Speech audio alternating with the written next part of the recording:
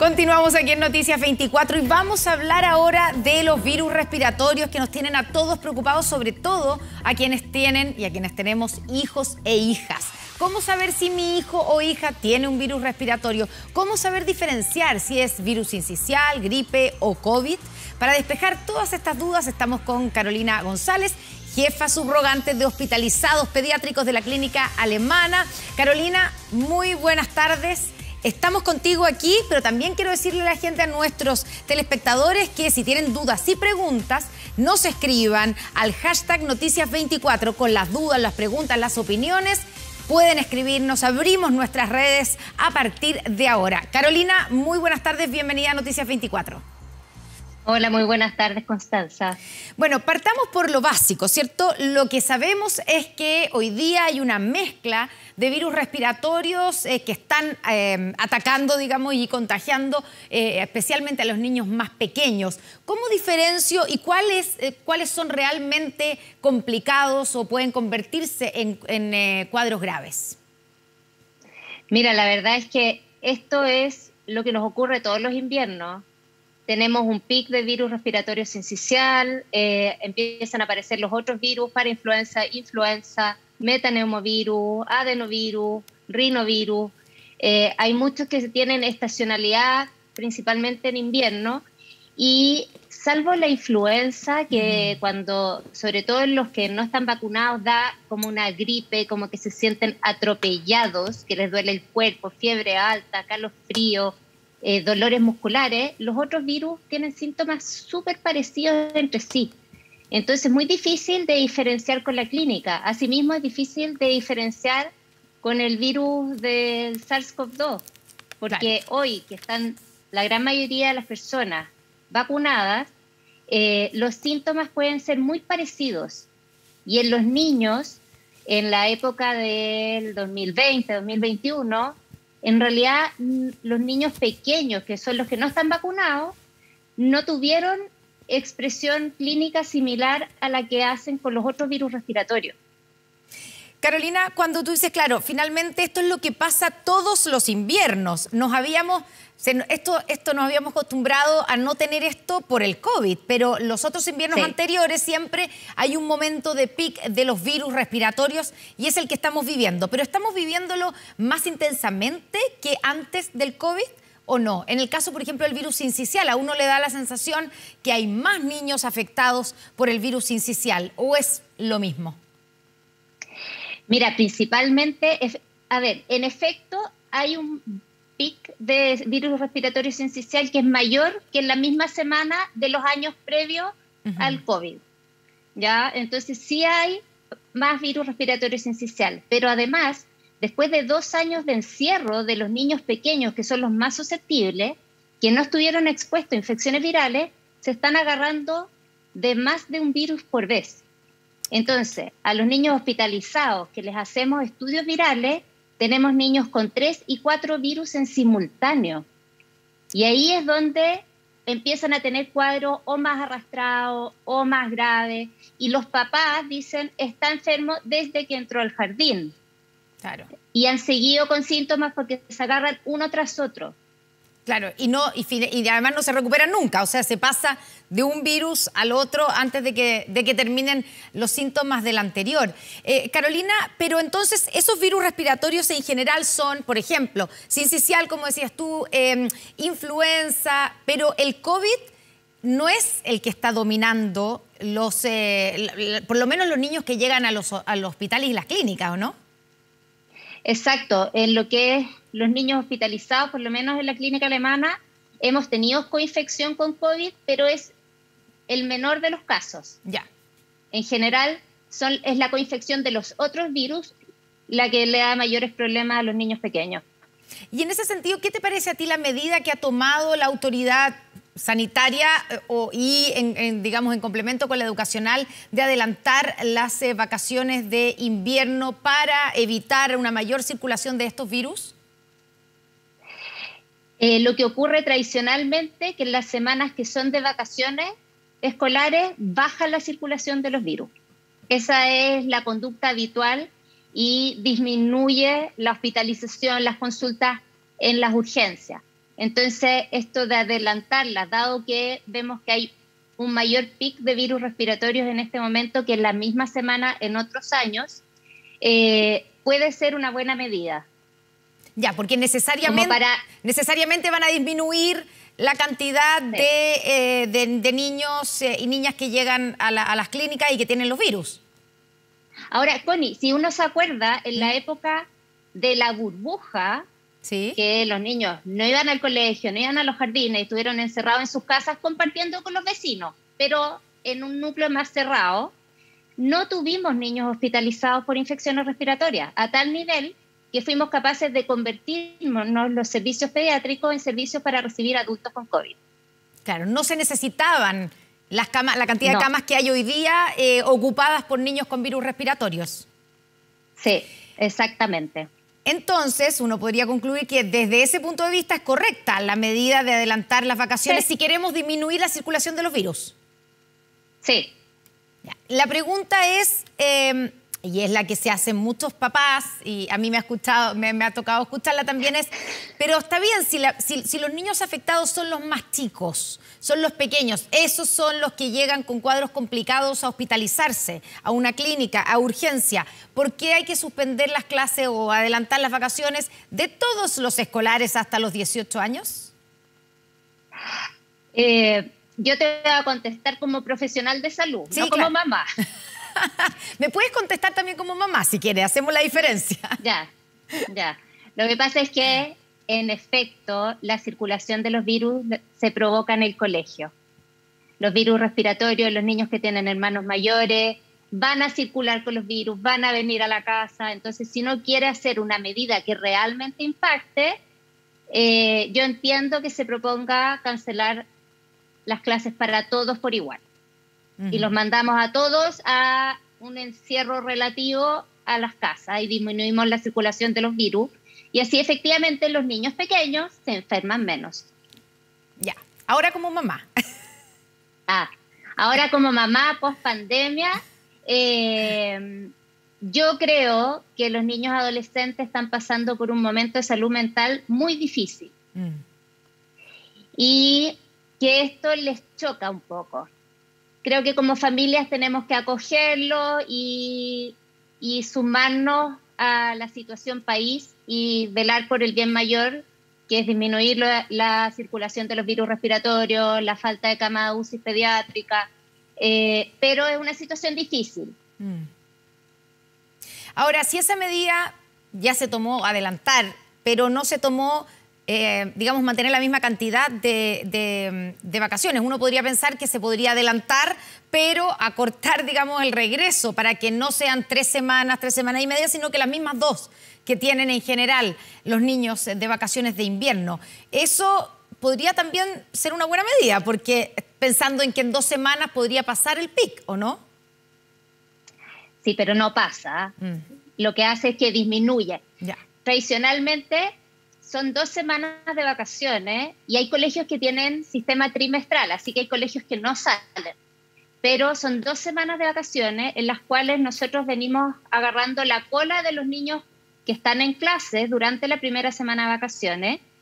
Hay una bajada la segunda semana y en la tercera, que es cuando teóricamente vuelven a clase, empieza a brotar nuevamente. Entonces, si uno quiere bajar y hacer algo significativo, las 3 semanas podrían ser correctas.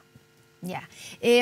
Carolina, lo que tú estás viendo hoy día allá en la clínica alemana, ¿es colapso en términos de las camas pediátricas? ¿Están a tope o tienen todavía espacio para recibir más niños? ¿Cuál es la situación? A ver, nuestra situación es que estamos con altísima demanda de camas, y el decir colapso en lo que es clínica alemana, donde nosotros igual podemos ir abriéndonos a otros servicios y se van cerrando cirugías electivas que se pueden correr, nos vamos tomando servicios que son de adultos, incluyendo más pediatras en el equipo. No nos ocurre el mismo colapso que ocurre a veces en hospitales públicos, claro, donde el servicio es limitado. Entonces, el hablar de colapso propiamente tal genera mucha angustia en la población, y lo que sí hay es muchísima demanda en las urgencias. Entonces, en las salas de espera, en las clínicas privadas, hay esperas de al menos 2 horas. 2 horas. A veces de 4. No, hablando en general, sí, en clínicas privadas pueden ser como de 2 horas. En hospitales públicos puede ser de 10, 12 horas. O sea, es altísima la espera que hace la gente en el servicio público. Entonces, hay que ordenar un poco las consultas de urgencia que realmente sean de urgencia.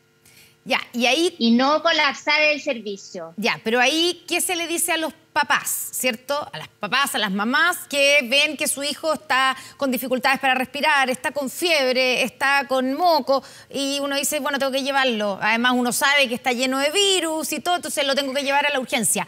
¿Cuándo tengo que llevar a ese niño a la urgencia? Porque además, si va a tener que esperar en una sala de urgencia por varias horas, puede incluso empeorarse o contagiarse con otros si es que no estuviera tan enfermo. Entonces, ¿cómo distinguir en qué momento es necesario llevar a un niño, a una guagua, a la urgencia? Mira, las cosas que son claras de ir a la urgencia es un niño que está con fiebre de difícil manejo, con dificultad para respirar. Niños pequeños, menores de 3 meses en general, tienen menos reserva, entonces el agotamiento respiratorio puede ser mucho más precoz.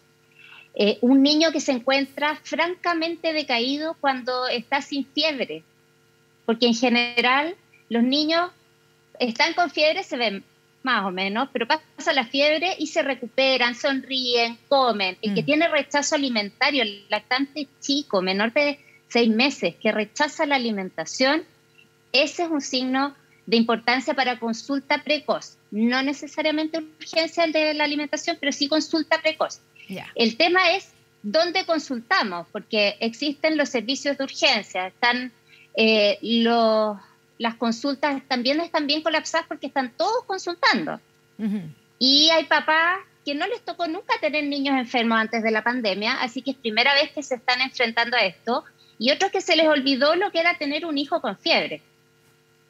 Claro, entonces nos asustamos mucho o en forma tal vez exagerada.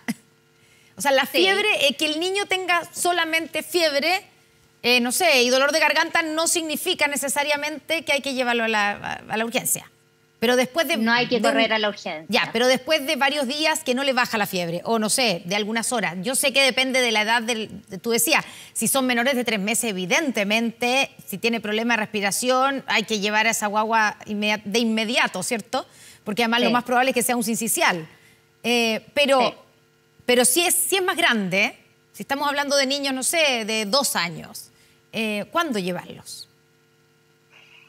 Las medidas habituales, como estas son infecciones virales, las medidas habituales son más o menos las mismas para todos. Manejo la fiebre con los medicamentos habituales que manejan la fiebre, aseo nasal porque están con moco. En general, las medidas son de resorte bien general, porque son es un resfrío para la mayoría de los niños. Entonces, el niño que tiene un cuadro respiratorio sin antecedentes especiales en salud, porque esto es dejando al grupo de pacientes que tienen factores de riesgo particulares. Lógico. Pero niño sano, que tiene un cuadro viral, respiratorio, lo más probable es que tenga una infección viral. Y si este niño no responde a los 3, 4 días, sigue con fiebre, cada vez está peor, se van agregando síntomas, ahí lo más probable es que tenga que ser visto. Si el niño se ve en malas condiciones generales, tiene que ser visto en la urgencia. Si se ve con fiebre que no es posible manejarla con los medicamentos habituales en la casa, tiene que ser visto en la urgencia. Pero la gran mayoría de los niños, al tercer día de síntomas respiratorios, puede ser visto por un pediatra o un médico general y hacer un manejo adecuado. Entonces yo creo que hay consultas en la urgencia que de manera preventiva se podrían hacer, o por telemedicina, que hoy día tenemos el acceso bastante fácil, o en consultas pediátricas. Claro. Carolina, ¿importa para efectos de si llevar o no llevar a los niños qué virus es el que tiene mi hijo o hija, o como tú decías, como se parecen todos y se mezclan a veces, da lo mismo. ¿Importa diferenciar si es virus sincicial, si es una influenza o si es COVID? Niños muy pequeños y muy pequeños, menores de un mes en general, sabemos que van a tener una evolución probablemente más tórpida si tienen un virus respiratorio sincicial, un metaneumovirus, que si tienen un rinovirus, que es el típico virus del resfrío común. Claro. ¿Ya? Entonces, en general, son niños que sabemos que la evolución del virus es evolutiva en los días y que va a ir empeorando a medida que pasan los días. Entonces, en general, ahí es importante saber qué virus tiene. La gran mayoría de los otros niños depende un poco cómo responde el propio niño, porque pueden hacer la misma crisis obstructiva con un rinovirus que con un sincicial. Por ejemplo, los niños asmáticos hacen crisis severas obstructivas en relación al rinovirus, que es un virus que habitualmente lo catalogamos de sencillo, que no da mayores complicaciones. Claro, el típico resfrío, o sea, para un niño... El típico. Ya, para un niño asmático el típico resfrío puede terminar siendo con una obstrucción respiratoria y tener que usar oxígeno. Sí. Ahora, los niños que están llegando hoy día, por ejemplo, a la urgencia, a la clínica alemana, donde tú trabajas, ¿son la mayoría por sincicial o digamos, se reparten de manera equilibrada entre los distintos virus? Y las edades de los niños que están llegando y que necesitan una atención de urgencia. En general, en hospitalizados tenemos niños menores de 2 años, la gran mayoría, menores de 1 año sobre todo. El sincicial empezó a aumentar en gloria y majestad, porque hasta hace 2 semanas teníamos prevalencia de los otros, metaneumovirus, adenovirus, rinovirus, y mezclados, siempre mezclados, de más de uno por vez. Y el sincicial vino a quedarse y está en gloria y majestad en la gran mayoría de los niños. Finalmente, Carolina, te quería preguntar como una recomendación final para los papás que van a tener que tener a los hijos en las casas, ¿ya? Y que viene toda la preocupación de qué hago con los niños, cómo los entretengo. ¿Es bueno que salgan? Porque ya que estamos haciendo esto de mantenerlos en la casa, de sacarlos de las clases para que no circule el virus, los niños, si se empiezan a ver igual con los amigos, los vecinos, salen, no sé, si alguien tiene la posibilidad de llevarlos a un museo, ¿es bueno o la idea es que se queden encerrados en la casa para realmente tomar una medida sanitaria como estuvimos en el momento peak del COVID? Yo creo que hay que tener un equilibrio. Los niños necesitan, por salud mental, tener ciertas dinámicas de relajación, de salir, de juntarse en familia, y guardando las proporciones y el criterio de tratar de no llevarlo a lugares encerrados, donde van a estar llenos de niños, todos con virus respiratorios, todos que se pegan por la misma circulación en lugares cerrados. Entonces, tratar que los niños pequeños se guarden más en casa, pero no es tener un aislamiento estricto como cuando estuvimos con el COVID en su peor momento. El hecho de todavía usar mascarillas en lugares públicos cerrados protege bastante, pero los niños pequeños no ocupan las mascarillas o no las ocupan correctamente los que son un poco más grandes. Entonces, tratar de hacer actividades al aire libre, en espacios abiertos, eso es lo ideal. Yo entiendo que es súper difícil, sobre todo ahora que los papás estamos todos trabajando fuera de las casas, hacerse cargo de los niños que están en la casa. No es el mismo escenario que cuando tuvimos el COVID. No. Pero hay que buscar las redes de apoyo y tratar de que los niños compartan igual, que no estén encerrados, porque hay que preocuparse de la salud mental, pero bajando un poco el riesgo, evitando los lugares que claramente son de mayor riesgo, que son los lugares encerrados, con niños pequeños, eso principalmente. Carolina González, jefa subrogante de hospitalizados pediátricos de la Clínica Alemana, muchas gracias por esta conversación y todas estas recomendaciones aquí en Noticias 24. Muy buenas tardes.